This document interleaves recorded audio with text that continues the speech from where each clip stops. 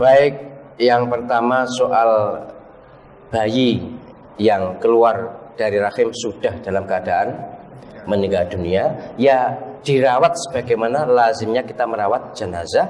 Pertama tentu dimandikan, kemudian dikafani, lalu disolati dan dimakamkan.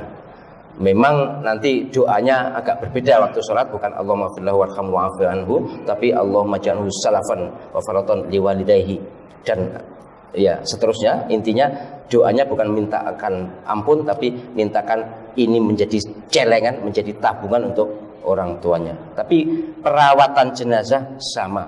Yang tidak sama itu nanti kalau mati syahid perang, itu memang tidak sama. Tapi kalau umumnya walaupun masih anak-anak juga dirawat sebagaimana lazimnya perawatan jenazah. Kemudian yang terkait dengan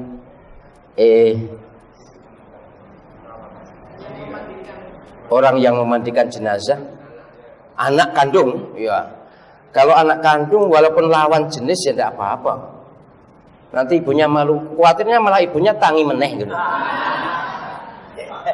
Enggak, tapi memang afdolnya sesama jenis. Tapi andai saja anaknya siap memandikan dan bisa, ya boleh memandikan anak laki-laki memandikan ibunya, atau anak perempuan memandikan ayahnya. Tetapi tentu ya sebagaimana lazimnya ajaran Islam, tentu harus auratnya tetap tertutup, tetap terjaga. Itu walaupun sudah meninggal, ya memang benar bisa malu. Karena apa? Ada hadis sahih yang menyatakan bahwa jenazah itu mengetahui siapa yang memandikan, siapa yang mensolati, siapa yang mengantarkan. Jadi jangan dikira bahwa dia tidak tahu. Lah dengannya takziah kok gak disopo ya. Nek disopo malah melayu sampean. Jadi orang yang meninggal itu bisa mengetahui yang hidup. Ini hadisnya sahih.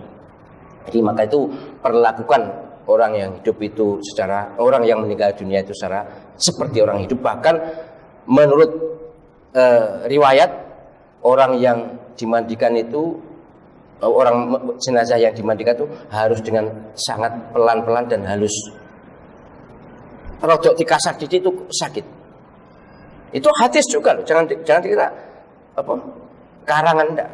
Semua yang gaib kalau kuliah solusi spiritual mesti berdasarkan Al-Quran tahu hadis. Jadi sahih bahwa perlakukanlah orang yang meninggal itu seperti orang yang hidup, bahkan lebih santun daripada orang yang hidup.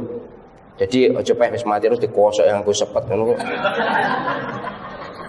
Terus kemudian disiram sakwen aja biar mukanya juga biar janganlah.